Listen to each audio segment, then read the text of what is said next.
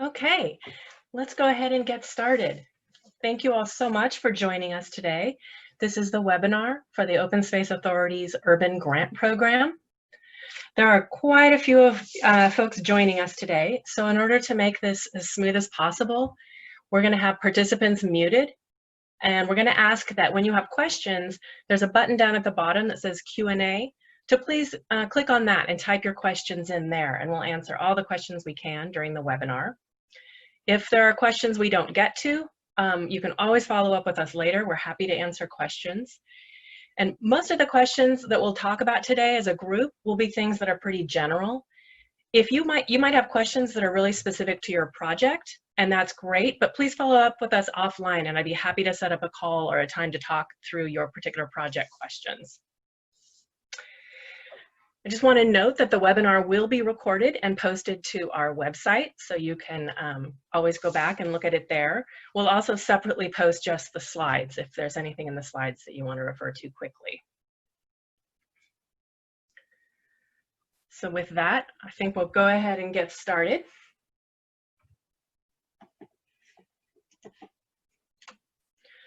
So first, just some introductions. My name is Megan Dreger, and I'm the Grants Administrator at the Open Space Authority. My contact information is there. Again, if you want to reach out later with questions, I'm happy to answer them.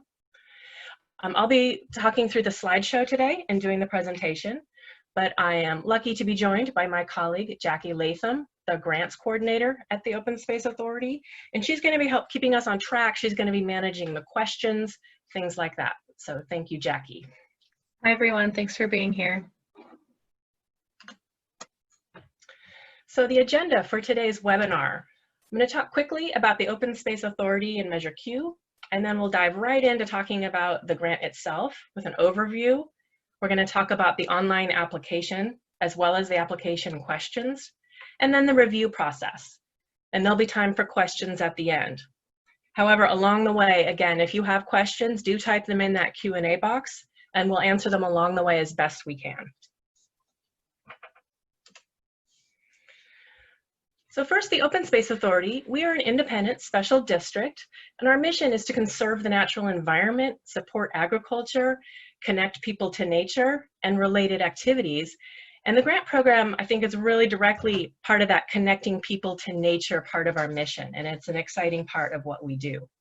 We also own land in the county, and we have 3 preserves that are open to the public, and we offer many events that are all free of charge.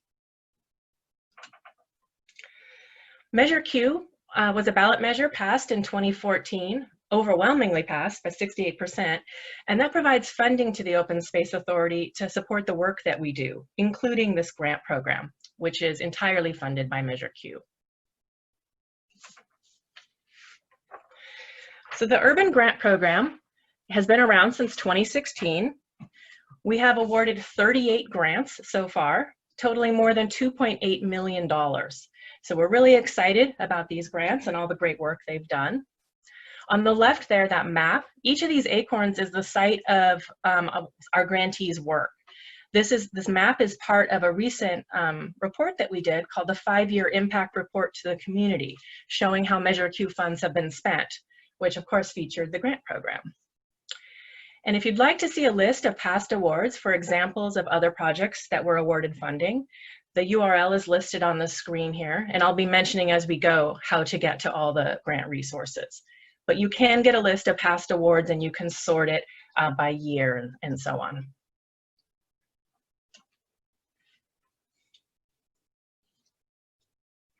So getting into the guidelines, there are grant guidelines that are available online, and these essentially have all the details and the rules for the grant program. So these are something you want to read through carefully.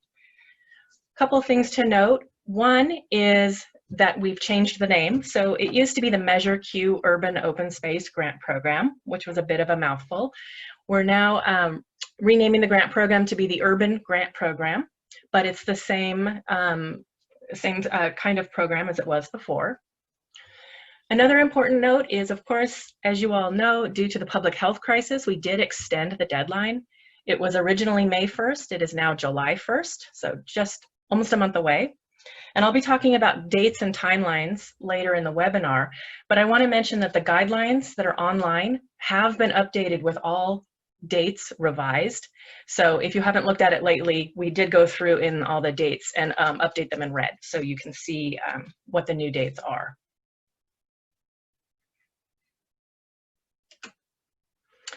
All of the grant materials, including the application itself, the guidelines, and so on, are available from our website.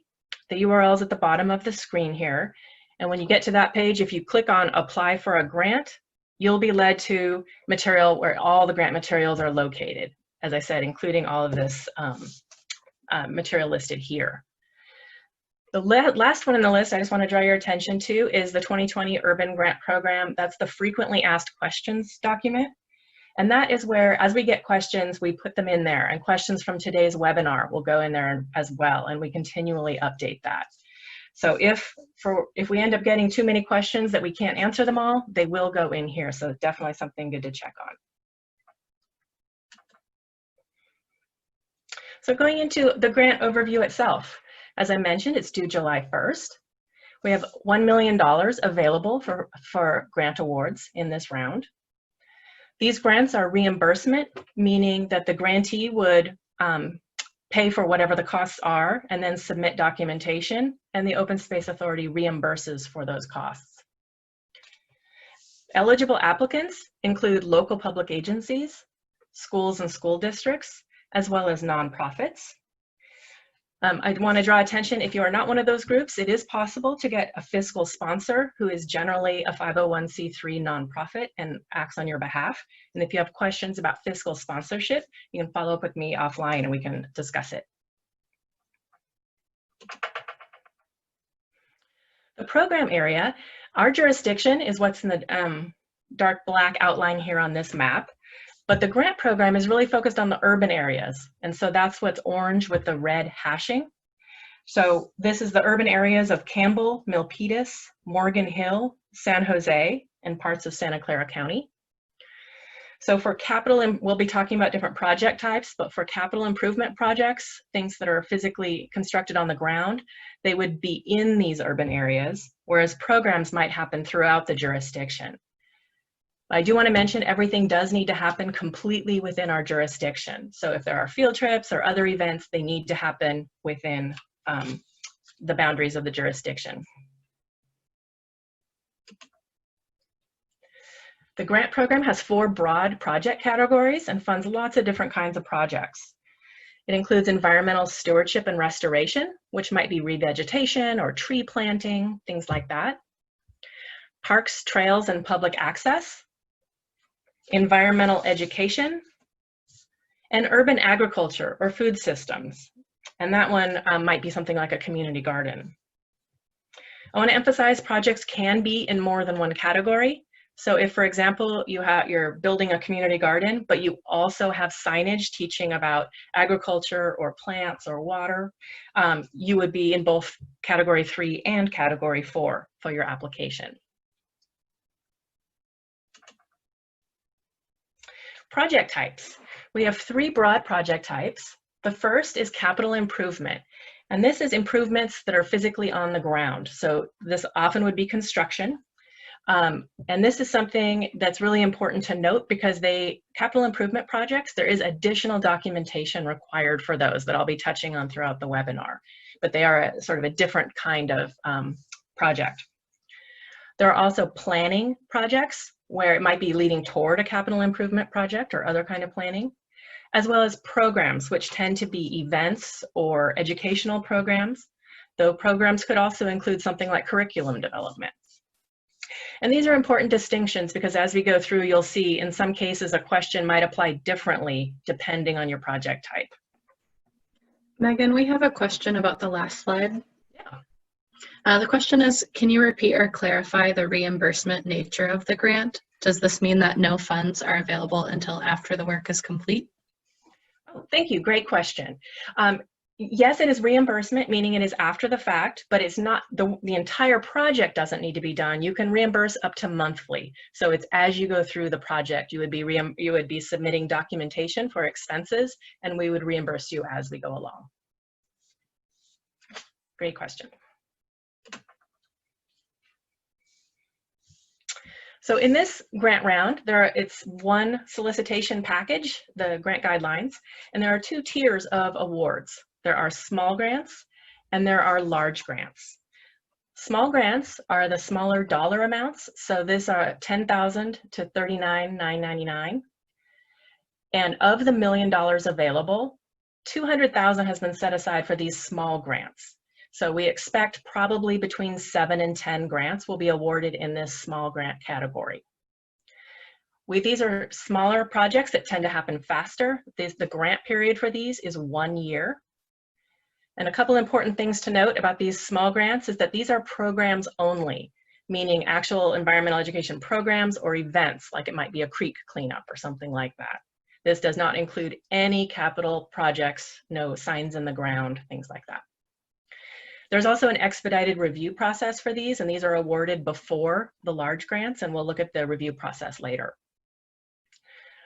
Large grants are the larger dollars, $40,000 up to $250,000. And of that million available, about 800,000 of it is expected to be spent on these large grants. So that means that probably will be between 5 and 7 grants, though it's always difficult to predict because it depends on the applications. And the grant period for these is 3 years, so a longer term to complete the work. And I'm going to pause there. I see that there are some questions. Yes, so the first question is, could you please provide a couple of examples of planning project types?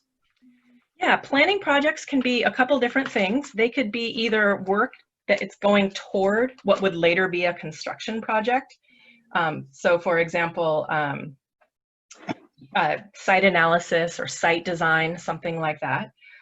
It could also be broader, like a recreation planning of natural resources or something like that, that would lead, planning projects generally lead toward a final report of some kind that, like I say, may or may not lead directly to a specific construction project.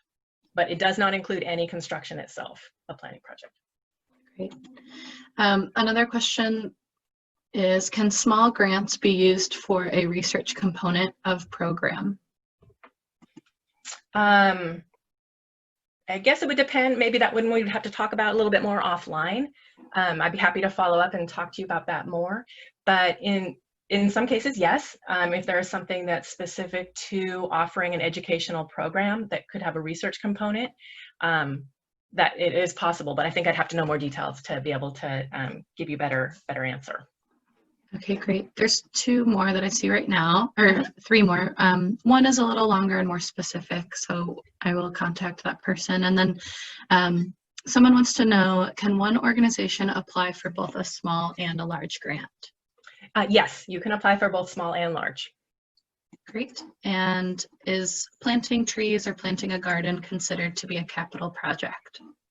Generally speaking, yes, depending on what you're going to do. If you had an existing community garden, it might be just putting in some seeds. We can talk about that, but tree planting, yes, in the sense you would need the permission, the site control in order to plant those trees. Great. And then hiring consultants to plan a future capital improvements could be included as a planning expense, is the question? Yes. Okay. Can you apply for more than one environmental education grant, different projects or different programs? Yes. Okay, great. That is what I have for now. Oh, nope, we have one more. Oh, we have a couple more. What would a school garden be considered as? It depends what you're doing. If you're constructing, like literally building the raised beds, it would be a capital project. If you're teaching at a school garden, it would be a program. So it might be both, depending on what you're doing. Okay. For large projects like trail, park, and or stewardship projects, can we operate in the preserves? I think this depends on what you mean. If I I think I'd need a little bit more information, so maybe we could follow up offline. If you're talking about a capital project, you can do capital projects. If you mean by preserves, if you mean our preserves, the Open Space Authority's preserves, no, that's not what the grant program's designed for, but certainly in other preserves elsewhere or parks and things, yes. Okay, so that's a good one to follow up with an email to you. Yes. We have a couple more. How many applications do you typically receive for small grants and large grants? For small, in the past, I think we've gotten somewhere around 30 applications, and for large, maybe 25. These are very rough numbers because the programs were a little bit different in the past. Great. One more. Is it true that for-profit organizations, including the sales of food from community gardens, have and can receive funding? If for-profit organizations, no, are not eligible for the grant. A nonprofit is eligible for the grant. If that's what, yeah, I'm not quite sure. Yeah, so if it's the organization, then no, the organization needs to be a nonprofit. But if you're asking if the nonprofit can include sales, then yes, possibly, depending on the project. So we could talk about that offline. Okay, great. I will mute myself and we can carry on for now. Great. Thank you. These are all great questions.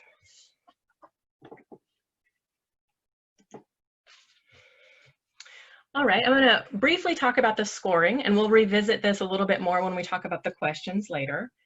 But I want to mention, so on the left are 100 points for the main scoring of the applications. And you can see the biggest category is project planning, and we'll talk about that in a minute, but that's a really important category. But altogether, project planning, budget, goals, impact, community engagement or stakeholder support, as well as leadership and innovation and organizational capacity make up the 100 base points. So of those 100 points, if you receive at least 75 out of 100 in your scoring, then you're eligible to receive bonus points, which we'll also talk about. And those include service to underserved communities, community building, and climate resilience. Just pausing for a second in case there are questions. We can also revisit this when we talk about questions in a minute. There is a question. It says, is there a rubric in the guideline document explaining the breakdown of what planning points are attributed to? In the guidelines for each category, it does give general guidance what the scoring is looking at. And so it's generally given, yes. Great, and there's one more. Do you have some type of benchmark, such as so many people served per each 10 grand of grant funding given? No, we don't have a benchmark specifically for the number of people reached. It's not that there's a certain requirement because it does vary dramatically depending on your project and what you're doing. But certainly the number of people reached is something we look at when we're scoring the applications. Great. Okay, thank you. All right, turning to Zoom Grants. This is the online grants management tool that you use to actually put in your application. And so, although we're in a Zoom webinar right now, we hear about Zoom meetings, Zoom Grants is actually unrelated to all of that. It is specifically for grants. And there's a link to this from our website when you're ready to do your application. And I just want to note that when you first set up your account, that is the account that will follow the application all the way through. So if you were awarded a grant, that same account would be used all the way through the process of submitting reports and requests for payment and so forth. Megan, we have 2 more questions. Would you like to keep going through Zoom Grants and then address them? Yeah, let's finish Zoom Grants and then come back to those because those look like they'll fit in well with the next part. Perfect. Great. Zoom Grants itself is, like I said, an online tool, and so we do have a tutorial to help you work through using it if you have questions. The tutorial is available online with the rest of the grant materials. I do want to mention, though, here, you can see on the front page of the tutorial, is that there are 2 separate places if you have questions. that Zoom grants themselves, they do have a tech support desk. So if you have questions, for example, if you've lost your password or issues with your account, Zoom grants can help you with that part. But of course, any questions related to your grant or your project, they can always come to me. So the application itself has 3 tabs. The first tab is the applicant information, which is mostly about you as what your organization is. A couple things to note. One is that this is where you put in the title of your project. And I just want to emphasize that the title is really important. It doesn't affect the score of your project, but as we go through the process, I'll be mentioning that these will be shared publicly. They will be summarized for our board of directors and for our citizens advisory committee. And those summaries often include the title and things like that. So that title gets used a lot. So it's good that it's very descriptive. If you have a fiscal sponsor, remember that the fiscal sponsor is the applicant for the grant, not the organization that's being sponsored. And finally, another important note about Zoom grants is that I mentioned the one account does follow it through the process, but that account can invite others to join and also use the account, and they're called collaborators, and that's done on this first screen. So for example, one person might be answering some of the narrative questions and someone else might be working on the budget, and it allows both to happen at the same time. The next tab is the project description, which is where most of the questions are. Every question does have to be answered, and it may be that there are some questions that don't apply to you, and certainly the bonus questions are optional. You don't have to answer them, but Zoom grants does require something to go in every answer. So if there's something that is like that, where it doesn't really apply to you, just type in NA. In this section, similar to the title I mentioned a moment ago, this section does also ask for a project abstract, which again is not scored. It's not part of the scored part of the application, but the abstract is used a lot when we present it to in public meetings, and we put it on our website and so on. So it is important to be a good description of your project. And some general tips: the questions do have character limits and some rough guides there. 1,000 characters is about 1/3 of a page. 3,000 characters is about a page, but it does not allow any special formatting. So you're welcome to draft your questions in Word or somewhere else, but when you copy them in here, just know that you're going to lose all those beautiful bullet points and bold and italic words. It'll just look plain with no special formatting.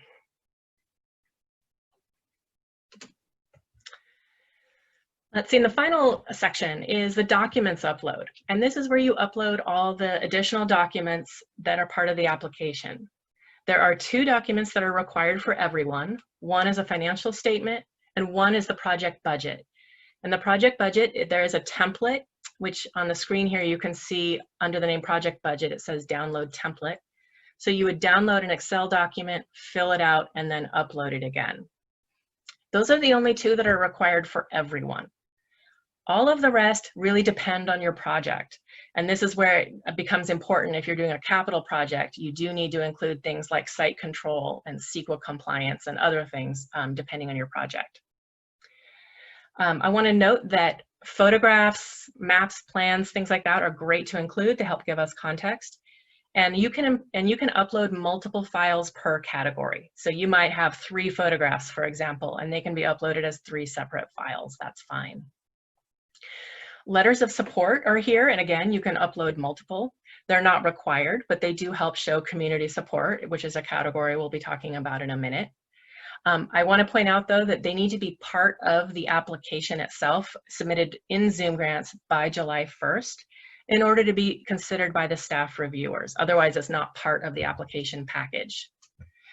If you don't put it through the system, you can still direct any letters of support directly to our Citizens Advisory Committee or our Board of Directors for their consideration at their meetings, and information about that is in the guidelines.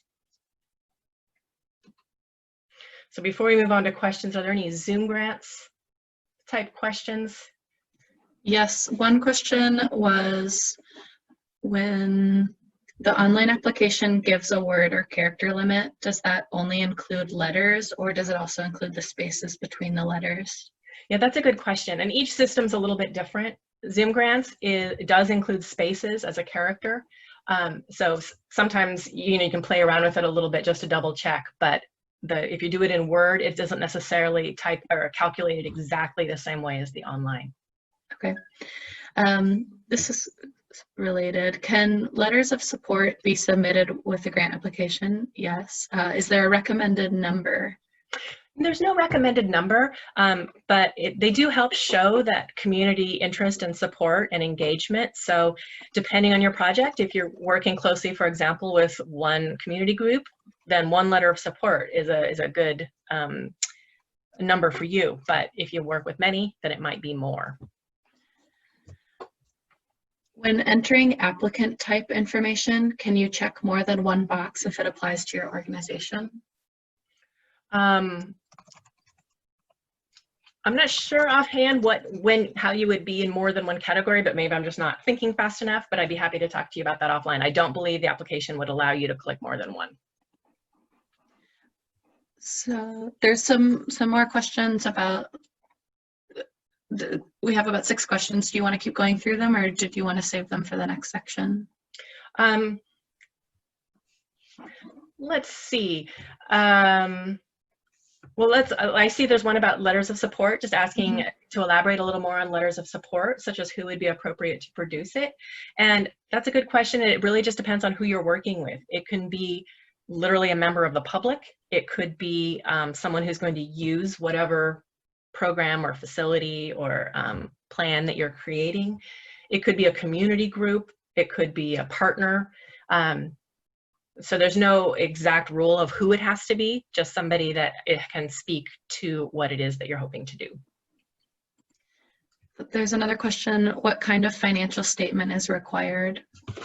That depends on your organization, and that's in the guidelines that'll walk you through it. But essentially for, let's see, I'm just getting to the page. It's on page 19. For nonprofits, that would be your IRS Form 990. For government agencies, schools, things like that, it would generally be your budget, your department budget.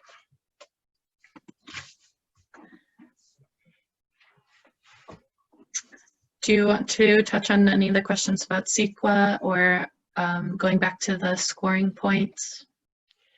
Let's see, CEQA, let's hold off. We'll talk about that in a little bit in just a minute. I see a question about, can you give an example of a project partner letter and how is that different from a letter of support? In this case, a project partner is really someone who's part of the project. Generally, they are in the budget. You know, they will either be contributing money or staff time or something like that often. Not necessarily, but often. Whereas a letter of support is someone who is going to benefit from the project and is interested in the project, but isn't necessarily participating in the work of the project getting done. Great. Some of the next questions I think we'll talk about. Yeah, we can come back to some of those later. Okay, great. Thank you. These are great questions. And again, anything we don't get to during the session today, you can always follow up with me separately and we can discuss. All right, moving into the application questions themselves. And so this will get into a little bit more detail about a couple of the questions there. First, I just want to point out that in Zoom grants, unfortunately, there are some character limit restrictions when we type in the application, when we type in the questions. So that means in this example on the screen right now for question 12, it's only the question. Whereas if you go to the guidelines, you'll see question 12, but you'll also see a lot of guidance about what that question means and what might be included. So I strongly recommend checking the guidelines as you go through and you're working on your answers.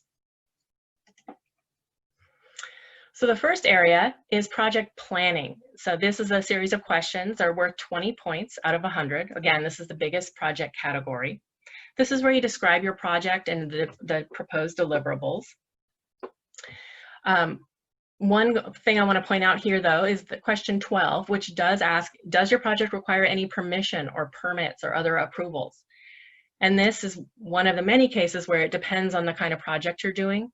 But for capital improvement projects, I just want to stress that we do need to see that you have the site control to do the work.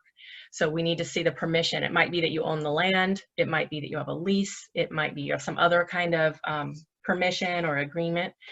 And that is dependent on how much money you're asking for. So if you're requesting the lower end between 40 to 100,000, we need to see that you have site control for at least 5 years. and it goes up from there. If you're requesting the higher end, the $200,000 to $250,000, we would like to see site control for at least 20 years.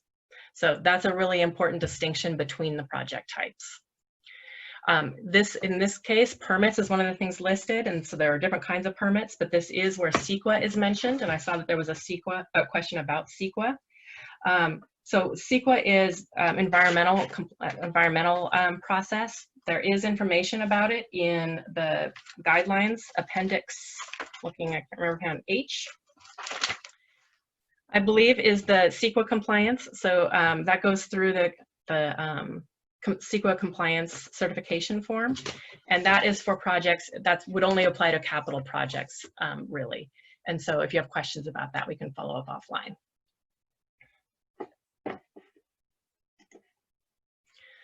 A couple last project planning questions are the lifetime of the project, and specifically about maintaining it into the future, and describing the project's readiness for implementation. So we want to see how ready it is to go.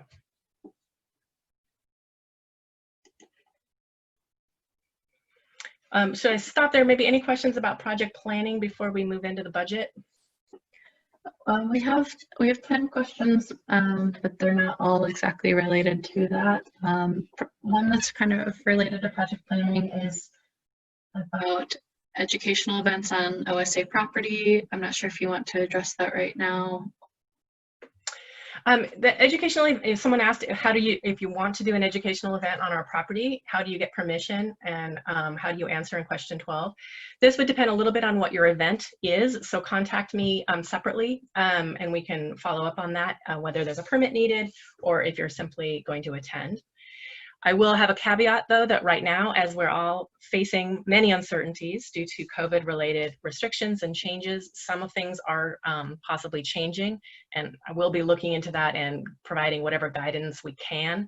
I do understand that right now we're having to apply for a grant when you don't know all the answers that might be coming in the fall, so I would just recommend doing your best based on what you have right now. Yes, someone else asked about guidance of COVID-related guidelines for educational programs, and that's what we would say. Exactly, yeah. And so if yes, so we'll follow up with what we know in terms of our agency's information about, use of our preserves, but just separately do your best based on what you know right now. Programs, I will say, if you choose to do something that's a remote program, that would be eligible. It doesn't have to be face-to-face, if that makes sense for your project. Megan, someone asked to define site control. A site control is that you have legal permission to do the project that you want to do. So that could be, like I say, you would submit the deed if you own the land, or your lease if you're leasing land, that you have the permission to do whatever it is that you're asking. Great. Great. Okay, let's move into budget. So the project budget is worth 15 points. This is another important category because it really helps us to understand what your project is and where the money will be spent. As I mentioned, there is a template provided in Zoom Grants that you would download, and this is what it looks like.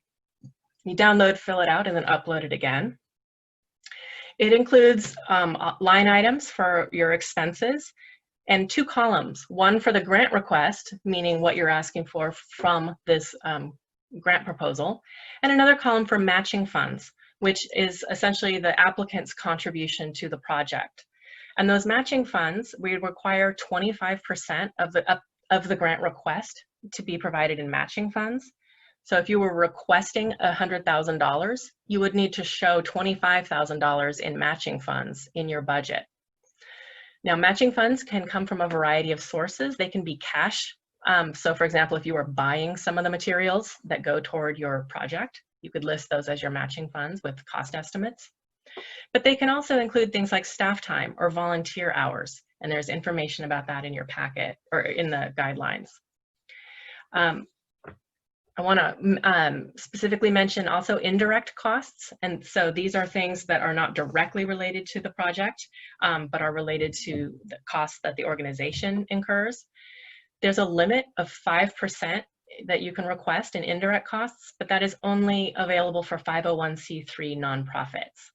And that 5% cap is due to the language in Measure Q itself. And related to indirect costs, Appendix F of the guidelines does give a more detailed breakdown of direct and indirect costs to explain the difference and what might be included as a direct cost. The project budget section has 3 questions. One is just a summary, a total for each of the budget categories. One is a summary for those matching funds. And then finally, a budget narrative where you can explain the budget, anything that might not be clear just from reading it. So as an example of something you might put in the budget narrative, we were just discussing some of the COVID changes that have come. And if, for example, normally you might have rented 20% or whatever, a big van, and everyone goes in one van, that was a very different cost than what it might be now if you do that differently. And so that's the kind of thing, if you choose to, you can mention in the budget narrative that you've had to adjust. And so there are these additional costs. It's not it's just to provide some context for the budget. Any budget related questions before we move on? I don't see any. Great. Moving into project goals. This one's 15 points, and we're looking for the specific problems or issues or unserved needs that you're working on. And then there are 2 questions asking for what your actual goals are, quantitative goals. And they're divided in 2. The first question asks for 3 specific goals: number of people served, number of youth served, and number of programs provided. And those are things you would just fill in the number for each. But I want to point out that these are not the only goals, and they're not scored any higher than the goals that you can list in question 20 that we'll talk about in a second. These are just things that we as an agency report on, and so it helps us standardize a few goals that we ask of everyone. Question 20, if those goals might not perhaps particularly apply to your project, question 20 lets you add the goals that are appropriate for your project. So if your goals might be number of pounds of trash removed from a creek, or number of gallons of stormwater retained, or something like that, they could be very different. And so that is where you would put in whatever goals are appropriate for your project. And Appendix I gives some sample goals, but those are completely dependent on what makes sense for you. The next criteria is impact, asking for the lasting impact of the project. One part of this is also asking whether your project is open to the public, and that could be open to the public physically if your project is at a site, but it could also be if yours is a program. Maybe you have the curriculum online, or you're sharing the curriculum, something like that. So you can define and explain how it might be available. And the next one up is community engagement and stakeholder support. So this is looking for the community support and the process, and we've already had some discussion and good questions about letters of support. So this is where it relates to it. So there is scoring related to showing that community engagement.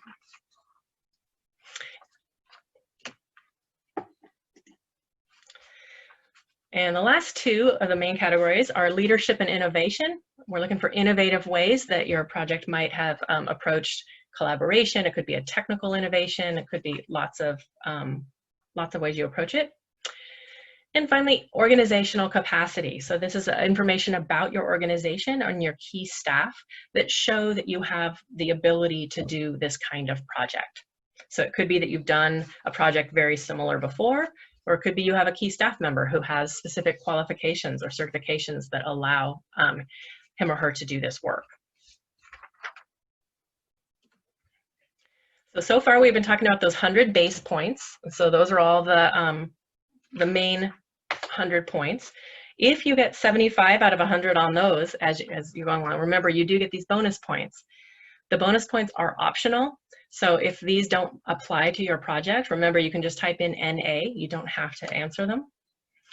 The first one is underserved communities, and looking at ways your project addresses the needs of underserved communities, and you can define them in different ways. We've specifically called out what we call deep engagement communities, which are on the map here outlined in red. and Appendix C of the guidelines talk about them a little bit more. These came out of work that the Open Space Authority did a few years ago, looking at various factors, determining some areas we really wanted to focus on and serve specifically with the grant program. And the map that shows where these deep engagement communities are is also online with the other grant materials, and there's a URL there on the screen. The next one is community building, asking how you might have engaged or accommodated in novel and creative ways, brought together the community. And finally, climate resilience, and this is something that's new to the grant program this year, asking how your project enhances or raises awareness about climate resilience. And like many of these questions, it might apply differently depending on your project. So if your project is a construction project, this might involve what materials you're using or what you're actually building. Whereas if you're doing an environmental program, this might be, that is part of your curriculum. It's one of the things that you're going to cover during your program, for example. So there have been a lot of, many of these answers, I'm saying it depends on your project, and there are a lot of different pieces depending on what you're doing. So we do have an application checklist to help you walk through what you need to remember to submit. But again, I am happy to set up calls to discuss if you have questions about things, whether or not they specifically apply to your project or not, and we can go through it that way. I have some tips, but maybe I'll pause there. And we can catch up on some of these application questions and then wrap up with the tips and the review process. Okay, great. So we're going to jump a little bit all over, but I think that's okay. The first one is there a minimum points to be considered by criteria being pass or fail? Is there ranking done on the applications?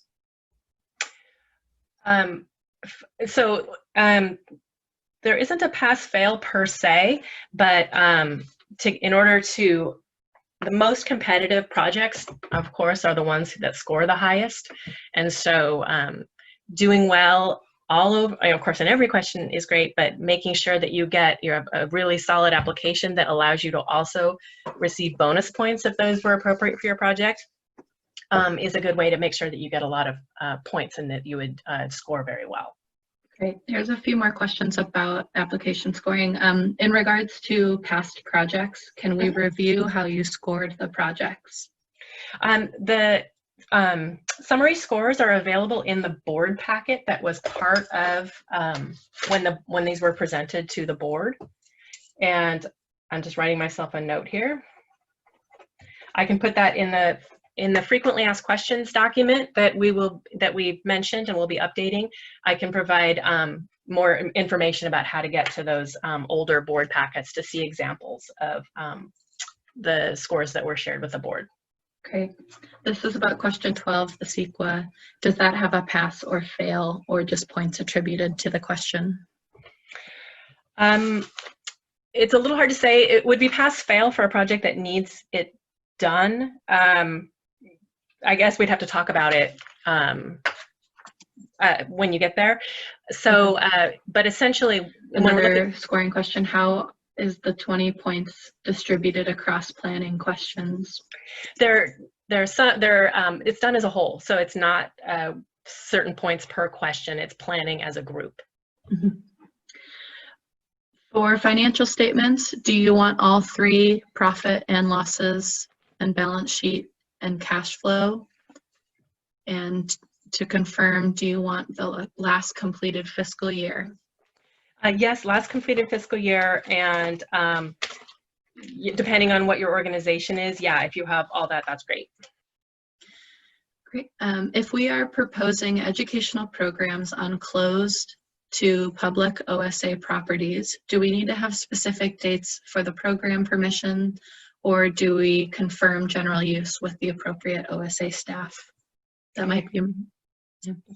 Yeah, I think that's something we'll have to follow up with offline, because reserves that are not open to the public are a little bit different. And again, as I said, we'll be updating as best we can with guidance about any rules that might be changing due to COVID-related restrictions. So some of these are a little hard to answer right now. Yeah. I apologize.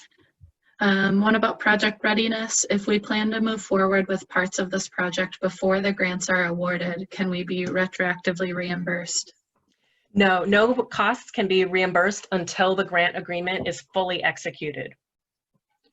Great. This is about when you were talking about COVID, can we write a program that include options for in-person as well as distance learning alternatives? Yes. What are the insurance requirements for receiving either a large or a small grant? The insurance requirements are included in the grant agreement template, which is available on our website. So if you go there, you can read through the specific requirements. Are multiple quotes needed in the application from consulting contract services, or do the design? Yeah. No, for the purpose of this, you can estimate and include what you have. Must matching funds be provided by the organization itself, or can they be from another grant or philanthropic donor? Good question. They can be from another grant or philanthropic donor. Can insurance for each event be included in the budget? That one I will have to double check on and get back to you. Okay. Is it permissible to use funds to pay stipends to the people in a training program? Potentially, yes. Answered those. For the budget, do they have to be committed currently, or if we are also fundraising and applying? I believe you answered that with.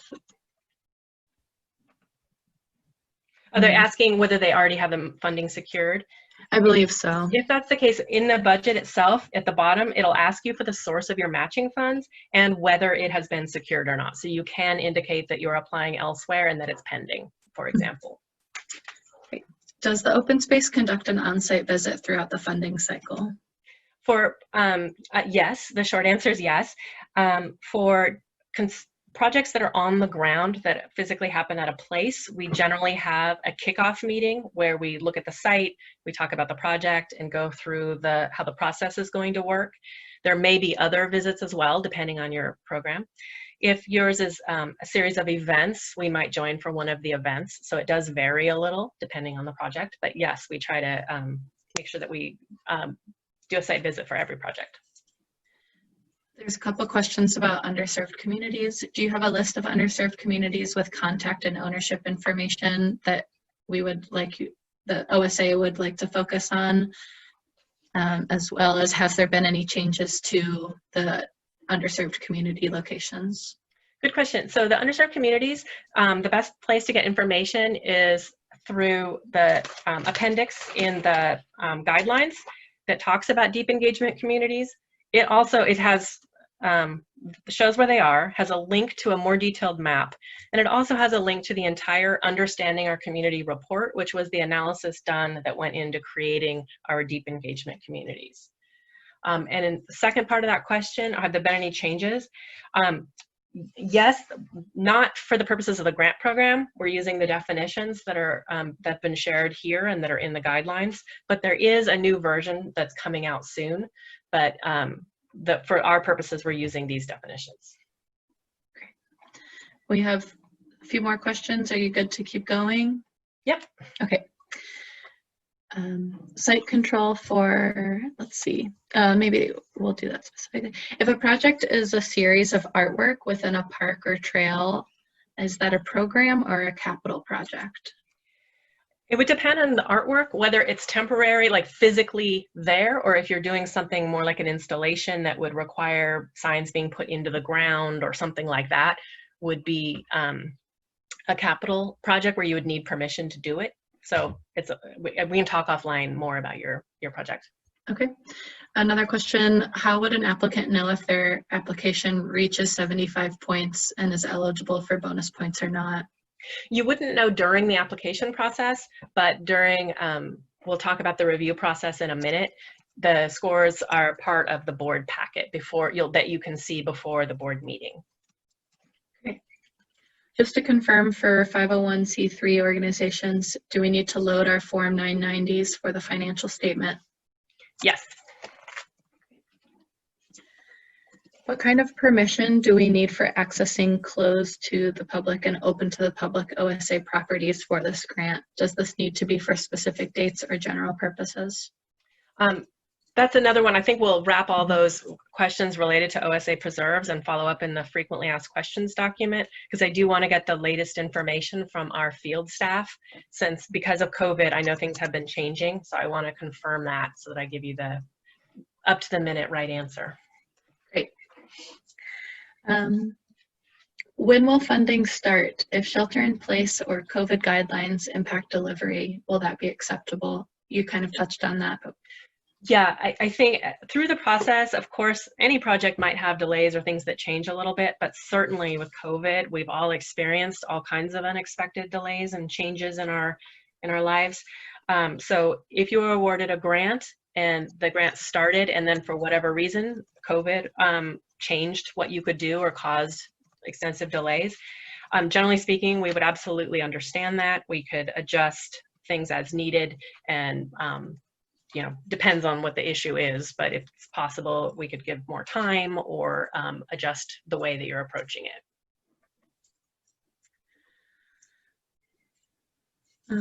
Let's see.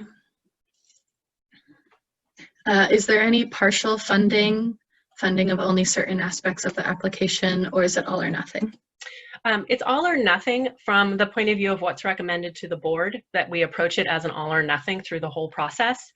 However, the board itself, it's at their discretion. They could do it differently, but I expect that generally it's all or nothing. You will touch on the timeline in a minute, so I'm going to dismiss that. And I think we're good to move on, and we'll see if any of these other questions get answered. Perfect. Sounds good. Thank you, Jackie. Okay, we're down to the final parts of the presentation. So the first thing is just a few tips. These are general tips. One is to start early. We mentioned we have almost a month, so that's great. But at least from my personal experience when I work on writing grants, I feel like they always take longer than I think they're going to. So it is good to start early. That next piece is if you have pieces that require someone else, you know, like if you are going to ask for letters of support, that's another reason to start early so that you can at least ask those external partners for that information. Read the guidelines carefully and follow all instructions. You've had lots of good questions today, and if something is not answered, please follow up with me because the instructions are important. Make sure that the project deliverables and project budget are consistent. So that's just as an example, if one of your deliverables, your project is to print 1,000 brochures and your budget doesn't include printing, you know, things like that. You want to make sure whatever it is you say you're going to do is included in the budget and vice versa. Be detailed and direct as best you can, but fairly concise. Again, there are character limits on these questions. I recommend you write for a broad audience that doesn't necessarily know the jargon of your field. So that's acronyms, any technical terms, things like that. There will certainly be reviewers who are well-versed in your field, but this, we'll talk about the review process in a minute, but your application will be reviewed by staff reviewers, possibly by our Citizens Advisory Committee, and then definitely by our Board of Directors. All applications are also public. So you definitely will be having a broad audience. So it's good to write more generally. Sorry, I just got my safety alert on my phone. The next is to include photos, maps, graphics, and things like that when possible. And again, they're not required, but just because you know your project really well, but those of us reviewing it might not know it so well. So it helps give us context of the site or the people or the program. I think that's always helpful. The next, if you're lucky enough to have someone willing to do it, to ask someone to review your application before you submit it. Again, checking for how, if it's written for that broad audience. And finally, that all applications are public documents. And so these will go up on our website. They'll be part of Board and Citizens Advisory Committee materials. So be aware of that. I've been mentioning the frequently asked questions document. So it's already on our website now with a few questions that have come in so far, but we'll be following up with many of the things we've been talking about today. We'll be adding to it. And if there are questions we don't get to, we'll add those in as well. And as additional questions come in, when they're general enough that they apply to multiple applications, we will add them in. So finally, the last piece is the review process. So I want to touch on this before we close up. And that is, so we've been talking about small grants versus large grants and that they have slightly different requirements and they do different things. This is a sort of a schematic of what happens after you submit the application. So July 1st, they're due. They both, small grants and large grants, will go through an eligibility screening where we are looking for things like that the application is complete, that the organization is an eligible organization. For example, they really do have their 501c3 status. We confirm that all project locations are within the jurisdiction and that 25% match is included in the project budget. So those are all things that we make sure that is part of eligibility screening. So if one of these things didn't happen, you could be disqualified, so they're very important. And again, ask me questions about those if you have questions. Once that eligibility review is done, then there are staff reviewers that review the applications and score them. In the case of small grants, I mentioned it's an expedited review process. So after the staff reviewers score them, that material goes directly to the board of directors, and all awards are the decision of our board of directors. So the small grants go to the board on September 24th. And in advance of that meeting, generally about a few days before, but in the case of grants, it's usually a little bit earlier than that, we will publicly produce the board packet, which will include those scores and staff recommendations. And I'll be sending out a list to the applicants about that board meeting to make sure that the materials are available. And we recommend folks do attend that board meeting in case there are any questions. And then after the board awards, we begin the grant agreement process. For large grants, it's a similar process, the eligibility, then the staff review. After that, though, it does go to another public meeting with our Citizens Advisory Committee, or we call it the CAC. And that's a meeting in late October that's entirely devoted to the grant program. So it's a big meeting, and we strongly encourage applicants to attend or send a representative to attend, because you'll be given a chance to briefly describe your project and answer any questions that the CAC might have. And then they vote on the applications. And then we take the staff review recommendations, the CAC recommendations, and we put it all together in a packet that goes to the board scheduled for December 10th. And again, that packet with the recommendations will be available in advance of the board meeting, and I'll be sending out emails letting you know about that. And we encourage folks to attend that board meeting as well in case of any questions. Let's see, with that, my contact information is on the screen. I'll come back to, I know there's a few pending questions and we can go through those. But if there are things we didn't answer today, or again, if you have things that are kind of more specific to your project, please do contact me and we can talk through them. So with that, let's open it up to these remaining questions. Great, and thanks again for all the people who came today. So this question is the budget to be done as a 3-year budget? Will the grant period still be 3 years for the larger grants? Yes, the grant period is 3 years for the large grants, and the budget is just one big budget, yes, for a 3-year period. Great. What is your estimate for when we would be able to start the programs if we are funded so they can plan? Yeah, in the grant guidelines that are online, we've updated all the dates. And so our best estimates for the small grants is that the earliest the grant agreements would be executed, meaning the earliest you could start your work, would be in January of 2020. That does assume all the paperwork's in on time and that the grant agreement process goes smoothly. If there are questions, it can delay it. But if everything goes quickly, in January at the very earliest. For large grants, it would be March at the very earliest, so March 2021. Great. What kind of proof do we need with for the matching funds? In the application, you need to just include it, that it's there. That would be part of the grant agreement process. Later, we would discuss whatever specifics you have for your matching funds or other questions. But the application, you'll just mention where it's coming from, particularly because some folks, we discussed earlier, it might be pending, they might not have it yet, so there isn't necessarily proof to include, but you'll just indicate that, whether it's secured or not. Great. That's all that I have right now. We'll wait a couple minutes for any other questions. But again, Megan can be contacted directly with any more specific questions. Yeah, happy to talk to you. Great. Question, clarification for large project grants. If the agreement is done by March 2021, then no work can happen before? That's right. No work that is funded by the grant can happen before the grant agreement.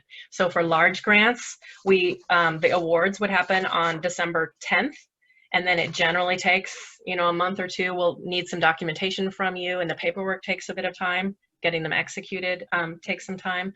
So this is an estimate, but we're estimating that March 1st would be the earliest that all that would be in place. Great. Another question is, with the urban grant program, when do you expect the next time you will offer this urban grant program?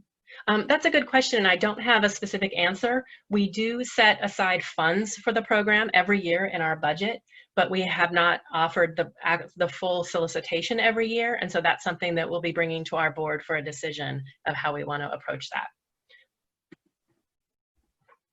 Great. Well, if that is, more questions can still come in, but I do want to take a moment and just really thank everyone. I know these webinars can be long, and I hope we answered your questions. If you have specific things, please do follow up. Although I would encourage you to follow up sooner rather than later. I think, as we've all experienced, when you get closer to the deadline, we'll all get busy and you might not be able to get a hold of us as easily. So questions earlier are better.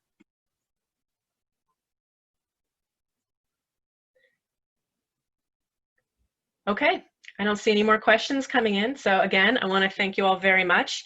And please keep checking back on the website, and we'll be updating that frequently asked questions document and providing other things that are useful along the way.